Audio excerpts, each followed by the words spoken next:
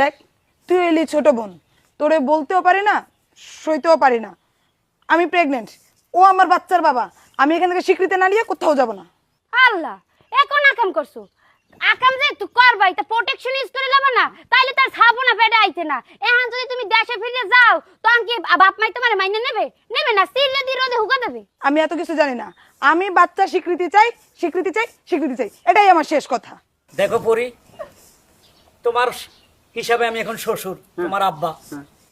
যেহেতু আমার সন্তান আকামটা কইরাই ফেলাইছে, এ জঘন্য কামটা কইরাই ফেলাইছে, তুমি পরিস্থানে চলে যাও।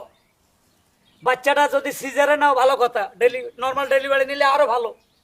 জানি না তোমাদের পরিস্থানে সিজার না নর্মাল ডেলিভারি কি আছে। সিজার কি জিনিস? ও, কারণ আমাকে তো আসলে সিজার ছাড়া কোনো কথা নাই। শতকরা 99টা হলো সিজারের বাচ্চা। বুঝছি, পরিস্থানে নর্মাল ডেলিভারি। আচ্ছা, নর্মাল ডেলিভারি হলে তোমার শরীর ভালো থাকবে।